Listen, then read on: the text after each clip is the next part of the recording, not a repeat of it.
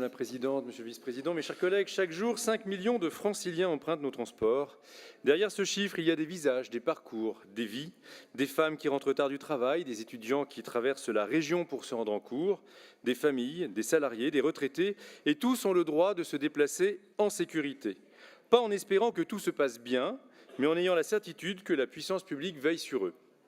Depuis plusieurs années, notre région a choisi l'action plutôt que l'inaction. Nous avons déployé un arsenal d'outils concrets, la vidéosurveillance généralisée, le 3117 et le futur numéro unique d'alerte, le renforcement massif de la brigade régionale des transports, des dispositifs d'intervention rapide et coordonnés.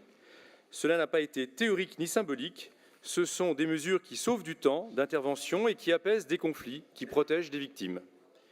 Et pourtant, malgré ces avancées, un constat demeure. Beaucoup trop de Franciliens continuent d'avoir peur dans les transports, peur d'une agression verbale, d'un vol, d'un geste déplacé, peur de rentrer tard seul, peur de traverser un quai mal surveillé. La région agit, oui, mais elle ne peut pas, à elle seule, endosser le rôle de garant ultime de la sécurité publique. C'est précisément là que notre amendement prend son sens. Nous proposons de donner à la présidente une base politique explicite pour solliciter auprès de l'État un renforcement durable, visible, assumé de la présence policière dans les transports.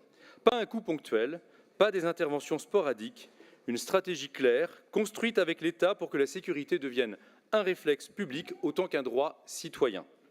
Car il ne s'agit pas seulement d'éviter des incidents, il s'agit de restaurer la confiance dans le réseau, dans l'espace public, dans l'ordre républicain.